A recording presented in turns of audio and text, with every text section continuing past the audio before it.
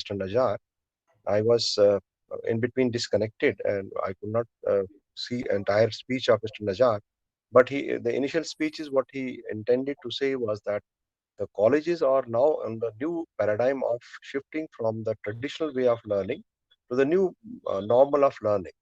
So I appreciate the concern shown by all principals, including GDC Kulgam, to switch from the traditional mode of teaching learning to the new mode of teaching learning, which is having its own advantages and also some precautions, like Madam Yasmin was hinting towards. We need to have this in mind while we change and switch over from one type of teaching learning to the another. But this, I must say that online teaching now is the talk of the day, and it is the only solution which is coming in way during the COVID times. And the advantages of this type of teaching learning are enormous, and teachers and faculty and other students also have found it's handy to take on the classes or reach out the teaching materials or even ask the question answer and clarification from the tutors and mentors.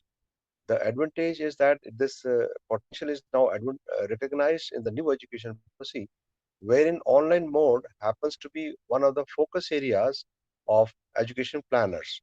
But rightly said by Professor Yasmin, this cannot be working only the solution through the online mode.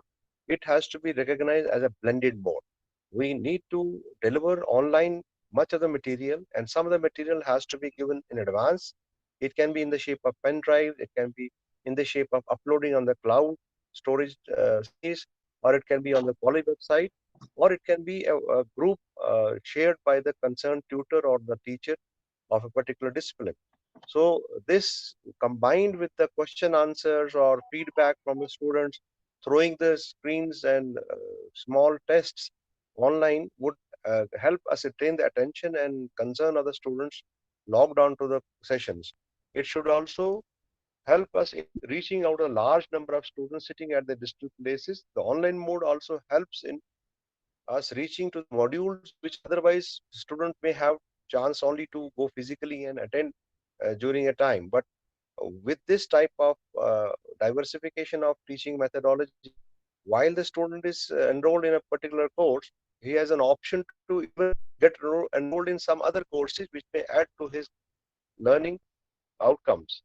But the blended mode would be required because in many of the subjects, like Yasmin was saying, the subjects which require practical knowledge or practical experience of the children to undertake some of the field works or some of the experiments to be undertaken, or some of the language courses, which language course is not very well being understood by the children while they are on the online mode. They need to have the case studies done. They need to have some project work assigned to them. Then only the concept clarity would be there in the children's mind and learning outcomes. I do appreciate that now that we have colleges e-content of most of the subjects, and it's available for the for semester first, and other semesters are in the making. By the end of December, entire curriculum of the college and undergraduate level will be available to the college principals and the students to leverage upon. This will help us in getting the uh, methodology of teaching transformed by uh, from the class tutoring to the self-learning mode. Well, we have the self-learning mode of students. This will be a new paradigm shift in helping us develop critical thinking in the minds of the children, who would be actually having more clarity on the subject and concept plans.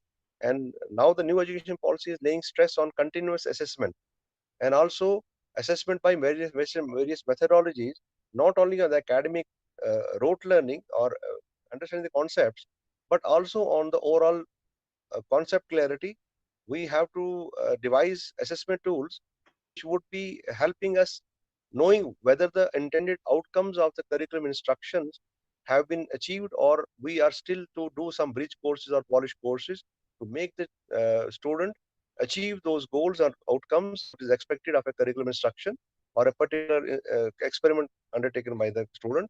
Now the stress is being laid on the project work based learning so as to have the real immersion effect of the education scenario in colleges and universities.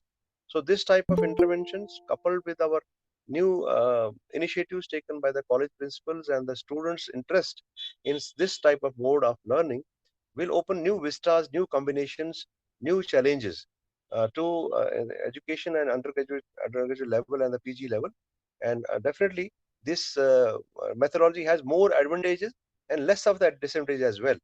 The tutors have to be rising to the occasion, understand what best can be leveraged out of the online education, and what are the pitfalls which need to be plugged in, so that we really make good use of these tools and also help our students navigate their career progression.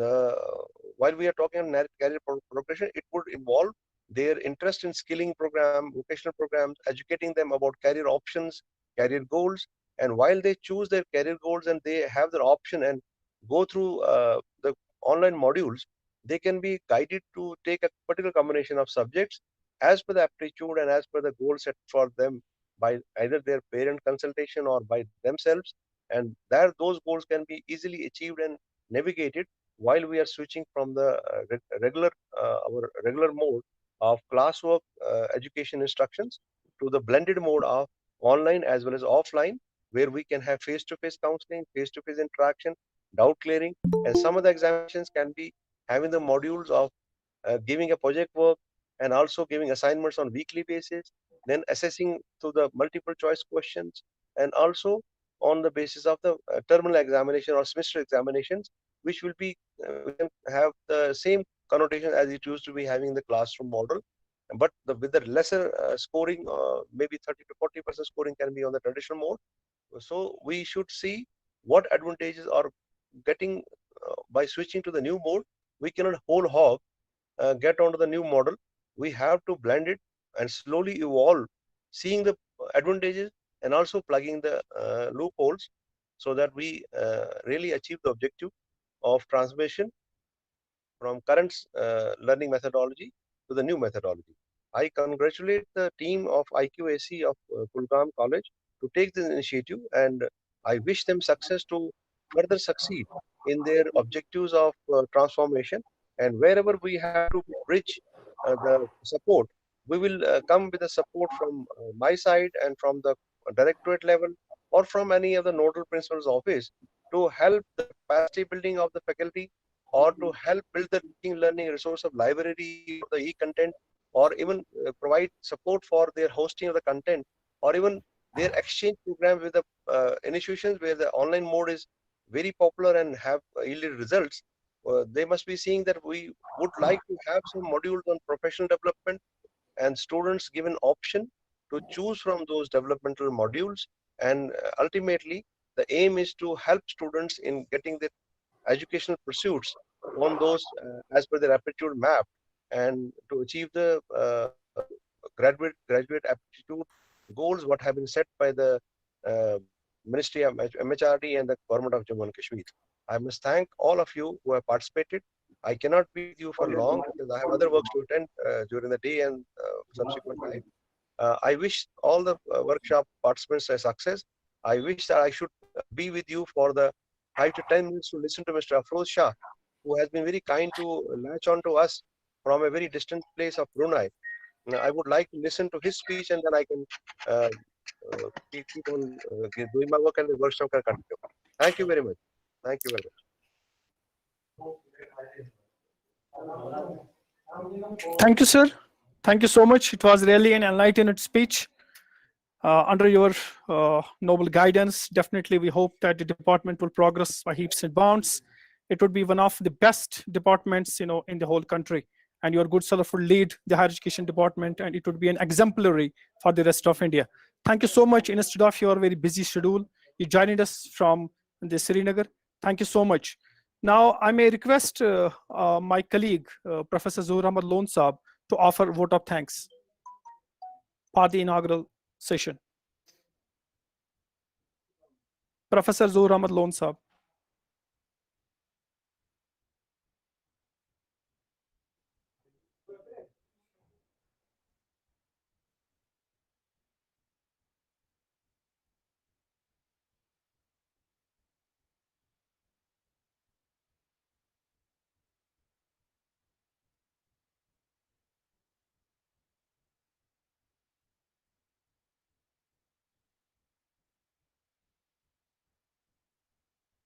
I suggest we should invite Mr. Afroz Shah, because I would like to listen to Afroz Shah for the while. Mr. Afroz Shah should be invited for a speech, then we can conclude the session and other part of the session can continue. I request Mr. Afroz Shah to be invited for the speech. What he needs to speak about the. A very good morning to one and all. To present today's vote of thanks, appreciate and welcome the efforts of Higher Education Department for implementing technology in education. This has been an initiative, especially during the tenure of Janab Talat Parvez Sahab, where higher education has taken a lead over all other sectors. We are highly thankful to Janab Talat Parvez Rohila Sahab, who is the Commissioner Secretary to Government Higher Education Department, for sparing their valuable time. Despite their busy schedules, they have given us time on a very short notice. We are highly grateful to have you in this virtual meeting, sir. Professor Dr. Yasmin Ashai ji, who is the nodal principal of all the colleges of Kashmir Valley, we are very highly thankful, ma'am. Despite the short notice, you have been kind enough to give your precious time to this college. I am thankful to Principal Government Degree College Kulgam, Professor A.R. Najar Sahab, who has taken this initiative, and I take it as a Teachers' Day gift on this 5th September for all the learners and teachers who are connected with us in this seminar. We are thankful to all the participants and all the speakers who will be deliberating throughout this seminar today. We are thankful to the organizing committee of GDC Kulgam. Thank you, sir. Thank you all.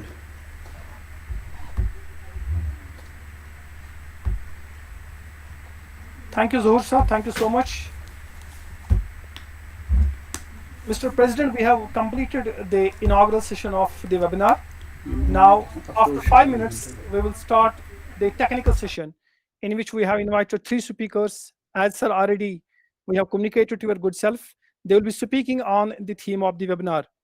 Sir, with your kind permission, shall we start that, or you may leave us? Yeah, you can start later on. I beg your leave, and because I have other works to attend, a lot of files pending, and a lot of things to be written on the policy matter. Thank you very much. Thank you. Thank you, sir. Thank you so much for joining us. Thank you so much. Ladies and gentlemen, give us 2 minutes. Now we will be inviting our speakers who would speak on the issue. Ma'am, would you stay with us, ma'am? Hello, ma'am. I'll stay with you. Once I listen to Dr. Afroz Shah for 5 minutes, and then I'll leave. Okay, thank you, ma'am. Thank you. Thank you so much. Thank you so much.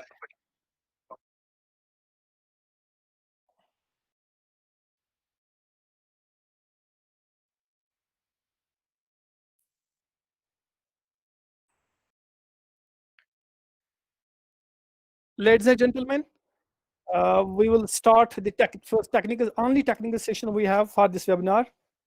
We have with us Dr. Afroz Shah, who is faculty at University of Brunei, Darul Islam, Southeast Asia. I request him to start the proceedings and to start delivering his lecture on the theme. Please, Dr. Afroz Sahab, over to you.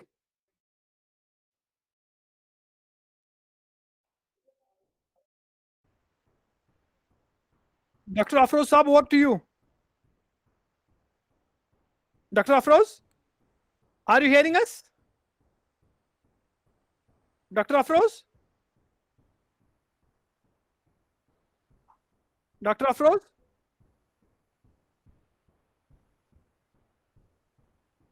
Dr. Afroz, are you hearing us?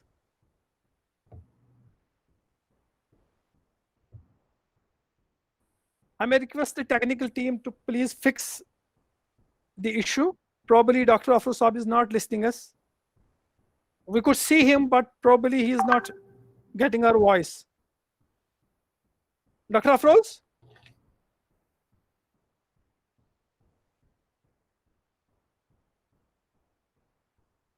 Maybe we might have lost him. We may try to reconnect with Dr. Afroz.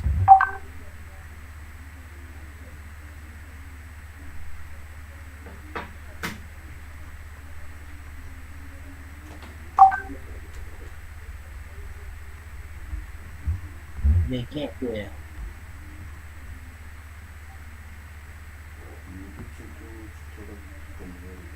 Dr. Afroz, could you hear us?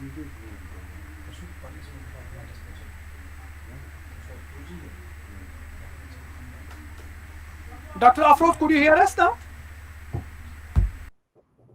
Can you hear me? I'm not really sure. I can't hear Dr. Yeah, Yunus. you're audible now. You're audible now. Please start. Please start.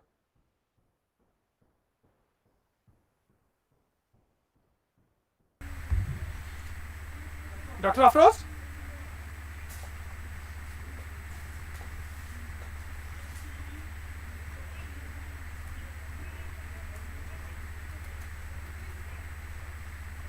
Dr. Afroz, could you hear us now?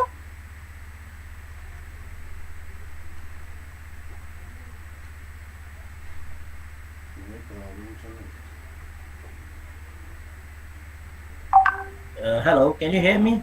Yeah. It's audible now. Please start. Yeah. Okay. So, just wait. So, okay. Sure. Let's do it here.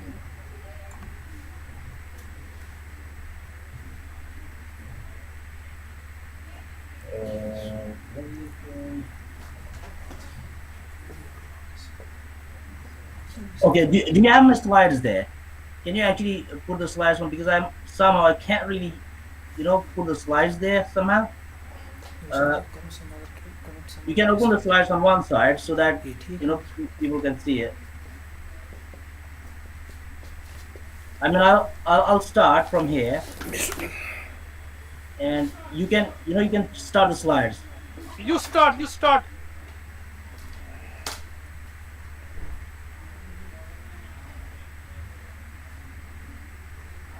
So just let me know when you're ready. I can start.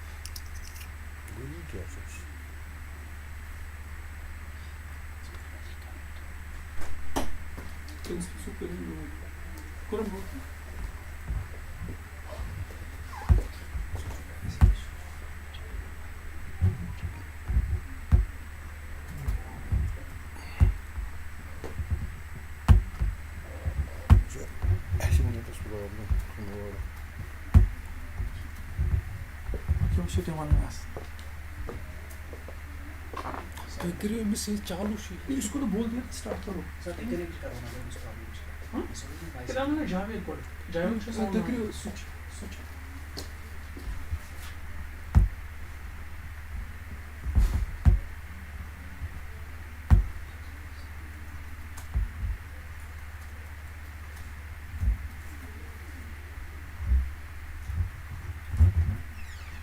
Dr. Afroz, please start. Dr. Afroz? Dr. Afroz, could you hear us now? Can't hear you. Could you hear us now? You are audible. You please start. You are audible. Dr. Afroz, you are audible. You start. I'm sorry, I can't hear you. So what it seems to be like, if there's a problem, you can, I have given you the pre-recording, so you can start that, because I cannot hear anything. No, we are listening you. You start. Sorry. We are listening you. We are listening you. You start. Dr. Afroz, we are listening you. You start.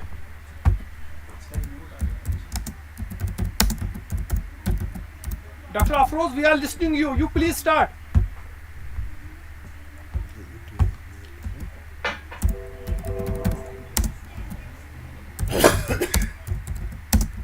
Dr. Afroz?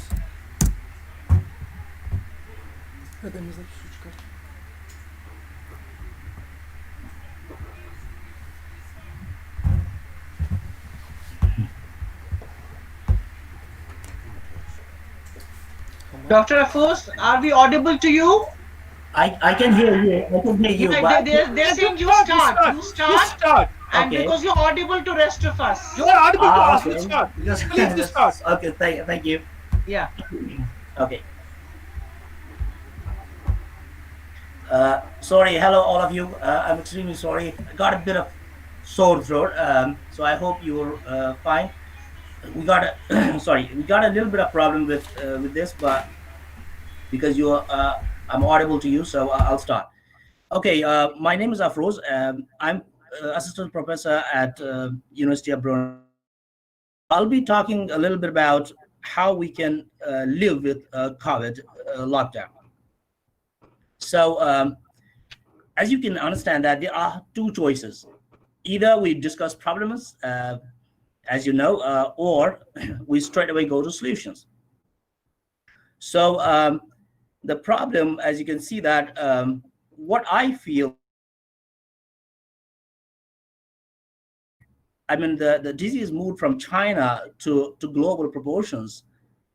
That clearly indicates that it is a positive thing for me, because it means that it is giving us some kind of a connection, that we're connected with China in one way, and China is connected with the world. So it is telling us that, because it has traveled through people, and indicating that the connection is with people. So also it tells you the dependence. Like, let's say that we have a problem there, that nobody will travel here and there, but we need to travel and we need to communicate with each other. So we are dependent on each other. And that also tells us that a oneness in the entire world, that we're just one. So so what does that mean? That indicates that we're a family on this planet that that we call blue marble. And I'm not sure if you know about this picture, but this is one of the extremely beautiful and my favorite photograph, which was taken from the moon in 1968. And what it shows us, it shows the entire planet as just one blue and white color. There are no borders.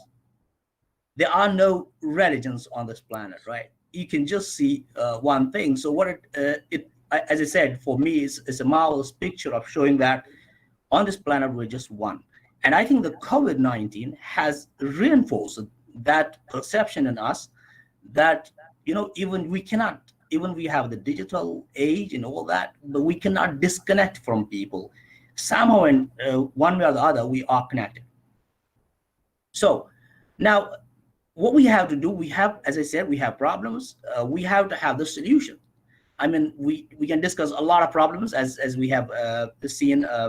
There are a lot of problems, particularly in places like Kashmir, but we have to be the solution. So I will be mainly talking about how we can solve the problems that we are facing from the COVID. Now, the first problem that we have seen is internet problem, right? So particularly in Kashmir or any region which has, which they do not have resources, or because of the multiple problems, the internet speed is really slow. And I think today, while we're talking, I'm really not sure whether you can hear me or not. But see, we do have the problem of the internet, and we have to solve it. Now, how can we do it? These, the education, for example, the children, they can also, these students, they cannot wait for whole year to stop, and then they will say, okay, we'll start next year. We don't want to waste their time. So therefore, what would we do? We can use colleges, each other connection. Again, see, the cover tells you the connection. We can use these connections and make a desk where we can have the COVID-19 crisis desk, where we can mobilize our own students and our own staff, human resources, and have all the notes and everything ready for them. You can use the pen drive, as a simple solution, and go to from the college level, and then we can go on a bigger scale, and then you can cover the entire Kashmir. In fact, the entire world, wherever it is needed. So what it means is that we do have the resources, but the only thing is that how we can channelize that resources, and that's very important for us. So therefore, we can simply use the off-screen, the off internet resources to like address the crisis. So therefore, what you can do, you can have digital books, and we can have technical notes, teaching notes, pre-recording lectures, or also some laboratories can actually go, what do you call it? They can go online. For example, I'm a geologist, so I go to the field, like myself, with few students, and I record the details that we see. For example, we're looking at rocks. I would record a rock, and so record that and make a record like I'm teaching there and recording everything. So what we can do, we can store that, and therefore when you store that, and then you can propagate that information to as many people as you want. For example, in Kashmir, we can have these running through colleges, through even the schools, and at all levels. I mean, it's possible to do that. So therefore, we can similarly, for example, plant science can do that, and I'm sure that you can also do. There are almost all these things you can do in multiple disciplines. So it's not a big problem to achieve, but what it needs is that it needs our resources to handle it. Also, we can do the national and international education resources. So for example, exactly the same thing. Now I'm in Brunei, but I can connect with you. So therefore, we can have another desk, international desk, where you can connect with people who want to help, or I'm sure there are many people who want to help. So therefore, we can have like let's say that in Brunei, I'm teaching geology. I can have my notes I can share my notes with you. So therefore, we don't. I mean, it needs collaboration at what do you call this? At university level, but even at individual level, which may be more formal, but at individual level, we can still, we can still work on it and try to make things possible and running. And so same thing as I said earlier. So we can do that. We can have national and international desks. So again, college level, that would be a permanent solution. So in other words, you already have a desk at the college level. Make it permanent. Now, why do we need it? Because we have seen, for example, in floods, we had in 2004, right? We had huge floods in Kashmir, and that created the same problem. We do have the political lockdowns almost on very systematic basis. So we do have all these problems. They constantly come. COVID has done good thing about COVID is that it has actually shown us that this can prolong, and because it was a global, it was a global process. Therefore, more people were connected with this, and they started the problem is there. But in Kashmir, this is a very systematic problem. We've seen this constantly. So therefore, if we start working at these levels, we can stop this crisis instantly. It's not, for me, it's not a crisis, because it is just how we're going to handle that crisis and how we can become a solution to stop this problem. So now, the feedback is extremely important. I think one of the guest speakers were talking about the feedback, and I strongly agree that we have to talk to students and get a feedback from them. Let's see what is the problem. There are multiple problems students face, right? They can be financial problems. They can be problems in understanding things. They can be problems interacting with teachers, right? Some teachers may be hard to interact with. Some teachers may be easy to interact with. And also, we need to get the feedback from parents. So therefore, we do have at least 3 sections of people where we can interact with. And I would say the more responsibility, it lies with teachers, particularly for education, because you have to make yourself available to people. Not only that, you also have to help them. You have to treat them as your own children. And then, with that kind of emotions attachment with children, we do the same thing with our students, and then we can solve the problem.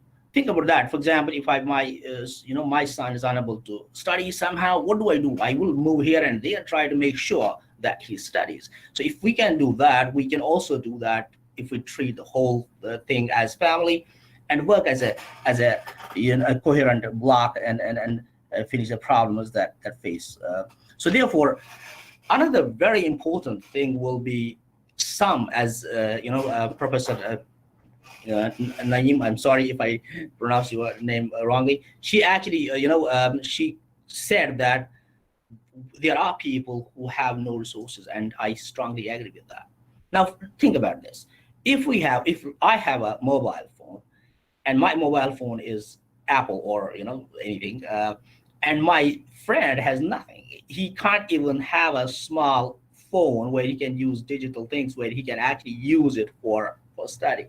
So what it means is that I do have the resources. I can have Samsung or other thing too, and I can give one to him. Do you understand? On a simple basis.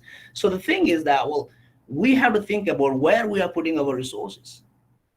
If we do have money, we exactly can do that. We can do that at individual level. Our students, our neighbors should not suffer. So the education is not just education is it actually starts from us.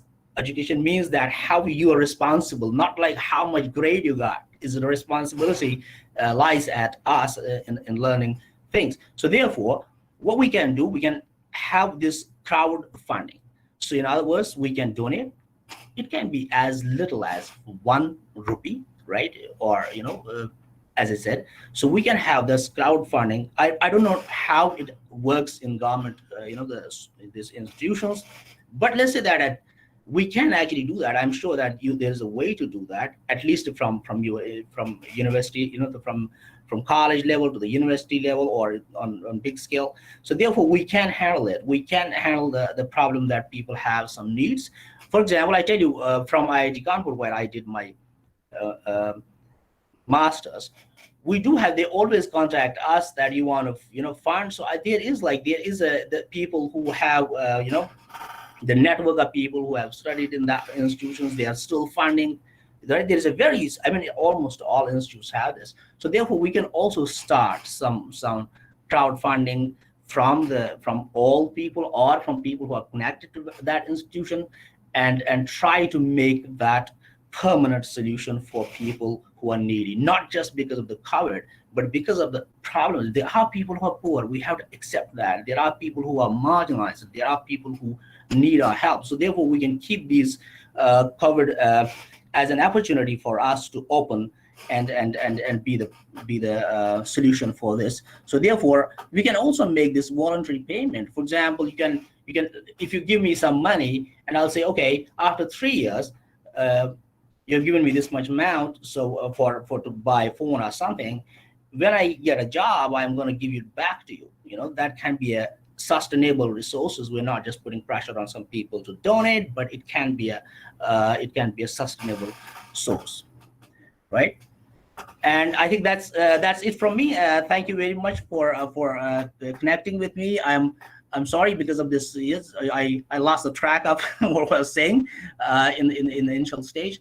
But I'm very extremely thankful to people who have organized this this web series. I'm extremely thankful to particularly the whole organizing committee, and we have Muhammad Yunus, Dr. Muhammad Yunus, and also principal, and we have guest speakers who were with us. So I'm extremely thankful to all of you for giving me an opportunity to connect with you. I do also have the video that I sent initially. So if you want, you can share that also with the students later. And thank you very much. Bye-bye. Thank you, Dr. Afroz.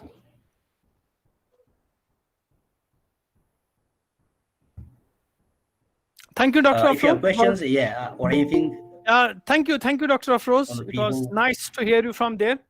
Now we have another speaker. I would request now Dr. Jawad Iqbal of Department of English, South Campus, University of Kashmir, who has done his PhD from Ohio University, United States of America. Dr. Javed? Hello, Dr. Javed?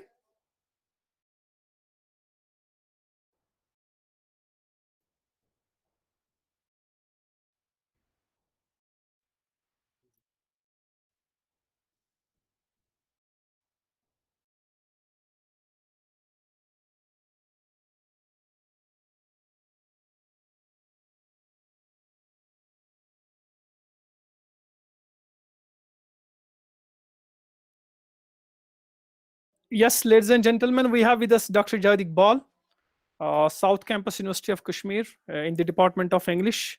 There's just a little bit technical hitch-up. He is fixing it. He would join us. Yes, he has joined us.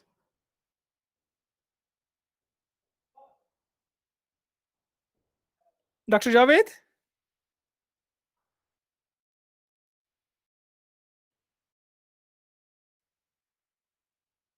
Dr. Javed?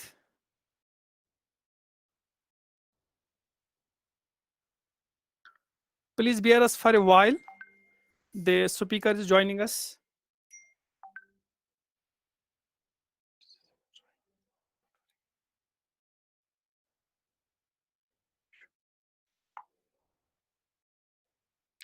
As you all would be aware, yes, Dr. Javed is live now. Dr. Javed, could you hear us? Yeah, I can hear you. And can you hear me? Yeah, yes, absolutely, absolutely. Please start. Please start, sir. Okay, so first of all, good afternoon to all of you. And I'm very glad, and I'm glad that you have, made this effort to congregate all of us from different parts of Kashmir, as well as we have one international participant also, Afroz Saab. So glad to see him after a long time. And I would also like to thank other people, but I guess they have already, left us. But anyway, in absentia, my thanks to them as well. Talat Parvez Rohela Sahab for sharing his views on this on online learning mode, and then also Professor Dr. Yasmin Shah ma'am. Thank you to you as well.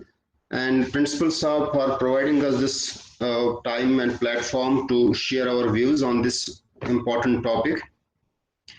And above all, Yunus Saab, glad that you asked me to speak something on this topic, though there are very experts on this, but thank you very much for giving me this opportunity.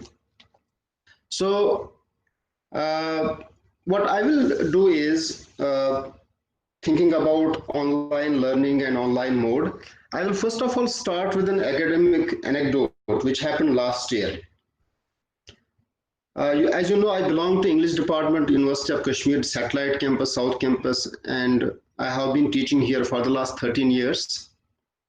And so last year, what happened is the Directorate of Internal Quality Assurance team came to our campus. And as is the routine, they took feedback from students, asking students different questions, which is very confidential, which is a very good thing to happen. And they took the feedback and then they, processed it, worked on it, and they came out with some result, which was not shared with us. The dean of the school, then later on in a meeting, we were given these individual envelopes in which we got what kind of feedback we had received from the students. Now, interestingly, there was one thing which was common to all teachers from the side of the students. Most teachers had done well on all the parameters that were set by Directorate of Internal Quality Assurance. But there was one thing which Dean ma'am pointed out, in which all teachers had got 0. And what was that? There is a column which says how much technology did teacher use in the classroom. And believe it or not, everyone had got 0. Every teacher had got 0. I mean, we are some 12, 13 faculty members cutting across all campuses. And then we were asked, teachers were asked, I'm not yet talking about students, that what is wrong? Now UGC is compelling you, the environment is compelling you that you ought to do something about the technology. So at that moment, I thought that how much, where is the lag here in terms of technology when teachers are not yet using?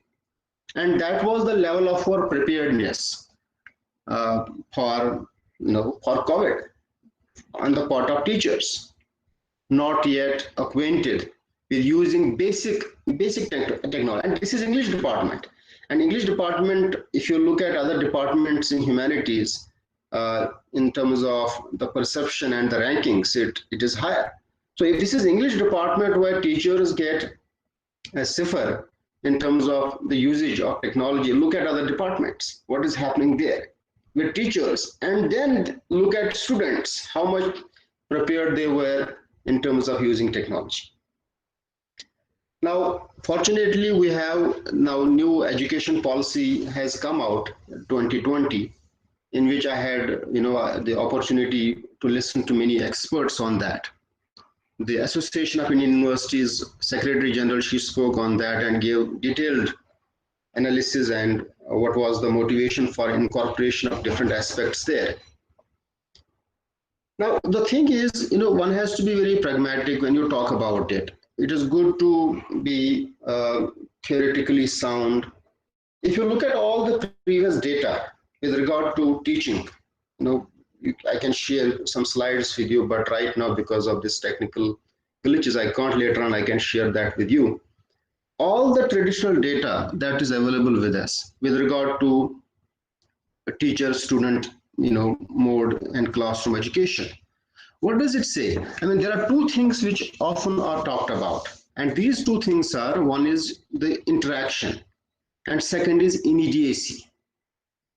And when you go onto online mode, what happens to these two components, interaction and immediacy? Here I am not talking about interaction. If you then split it into different strands, you have interaction, first of all, student-teacher interaction, you have peer interaction, student-student interaction, then you have student context interaction, student environment interaction.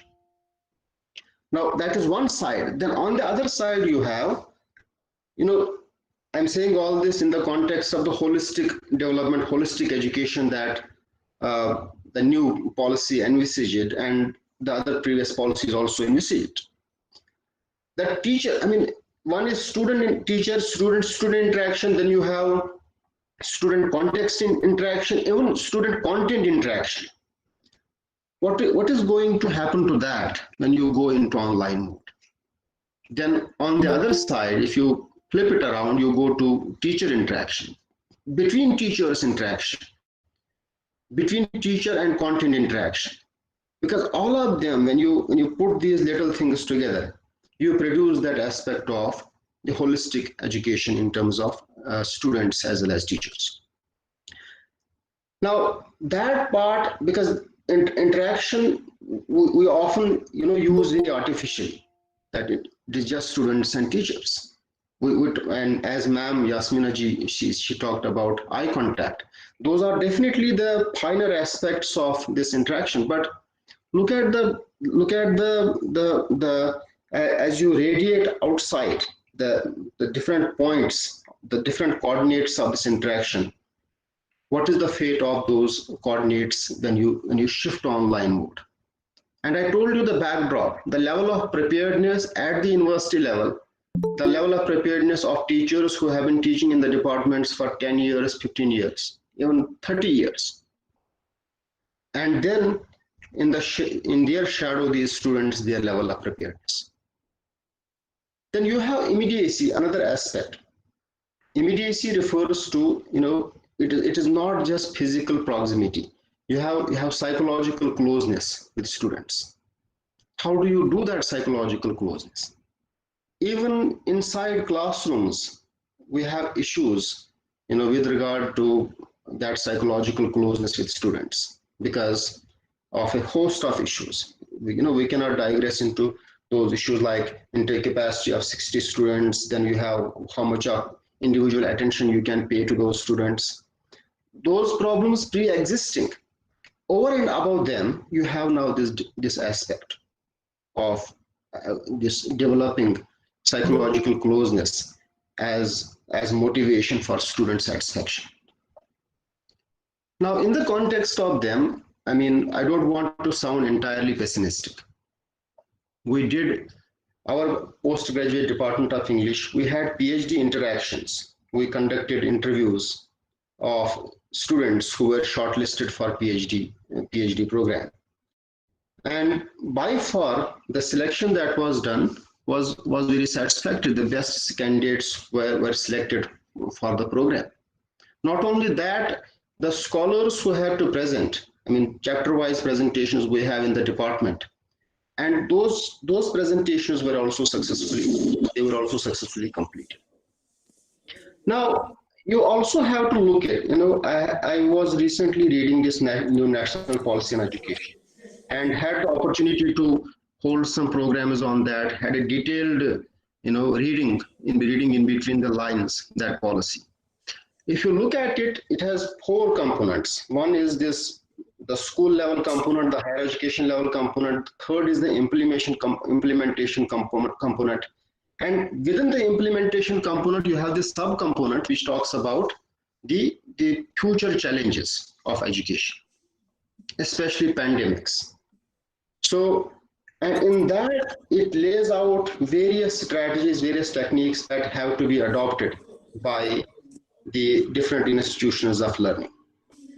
Look, for example, digital infrastructure, digital divide, equitable, access to technology, training of teachers in this aspect. All of them have with this objective, with this intention that we have to leverage technology for future. It would not be possible. So those are now acknowledged. But moving away from the national issues, like global issues of pandemics or the problems that we have at national level, in Kashmir we have something worse than COVID, which is looming over us for over 7 decades now, and it is becoming worse with each passing year. So we have something worse than that. So we need to ignore, for example, for 5 minutes what COVID has done to global education system. We need to first of all think about what was 2016, 2014, the floods, and even before that. We have seen that. So our institutional system, in fact, once I wrote an essay about conflict education system, which presumes a sort of boundary between the conflict education system and what lies beyond conflict education system. So in that direction, the university, what it had done is e-content was uploaded on the websites. But then in 2014 and 2016, we did not have that online mode, in spite of having invested a lot of money into the digital infrastructure development. We recently had a debate on this, that if so much had been invested in this sphere, what is the progress? Where is the accountability on that? Why have not the departments been connected so far? Why have not been the students trained in this direction so far? Because even if you start doing these things, what is the level of technical prowess in terms of students? So I think, we have to now not only upgrade our technological prowess, we have to think that probably we are living in something worse than COVID and may live in the same state for a longer period of time, and upgrade our level of preparedness in this direction. Maybe what can be done using some other conflict zone as a model for harvesting technology for educational dissemination. That can possibly be done. I want to add one more point. We often talk about using online. There are some finer aspects also to it. One is, for example, the issue of gender.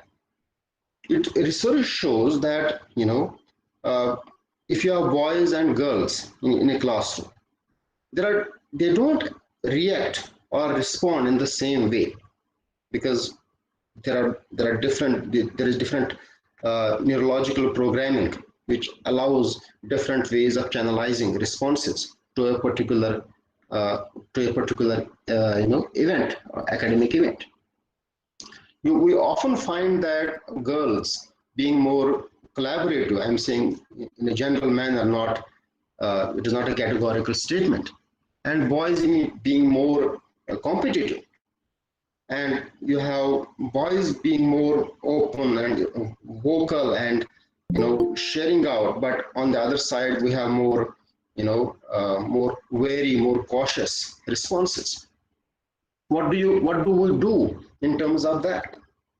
So online learning with regard to gender, that aspect, this is just one. There are scores of other dimensions that need to be carefully looked at. And as Yasmina ma'am also was saying, the mentor mentee, because it is no longer the instructor and the student. It is no longer that kind of education. We have mentor mentee. And by the way, you have this new national policy on education. It says one important point, which is the idea of flipped classroom. What does a flipped classroom mean? Flipped classroom means that traditionally we had teachers in the class and they would assign homework to students, and this was called homework because it was supposed to be done inside home. And then students will come, they will submit, they will turn in these assignments, whatever they had. So whatever cogitation, whatever rumination they had to do was done inside the home. But now we have flipped classroom as this wonderful new education policy envisages. What is that? That now debate, discussion, participation inside the classroom and the reading, etc., back at home. So now try to correlate this flipped classroom idea with the online classroom education. Why do these two fit?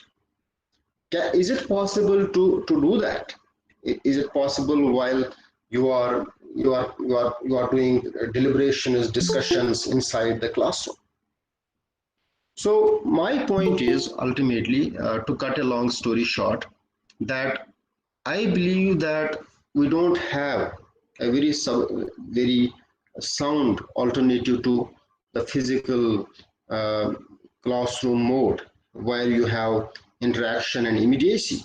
But that is not an excuse to actually sit down and relax until COVID is over and we will go back to classrooms. Now is the time to actually harvest whatever is available. No doubt we have certain disciplines which have been outlined where there are problems with regard to online education, medicine, engineering, etc. Even in that case, people are discussing that we can resolve it to some extent. But humanities, social sciences, I think there's a lot that can be done through online learning. And I see, as Afroz Saab also said, COVID as an opportunity. Because for once I feel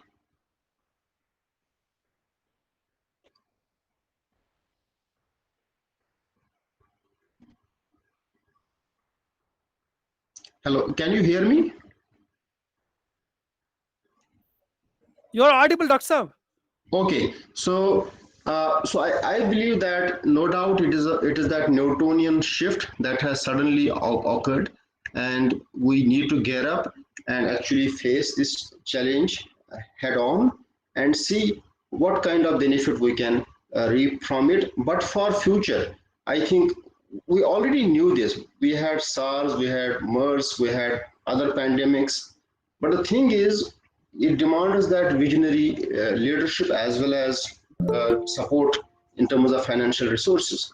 By the way, if you look at new national policy on education, it says right now the total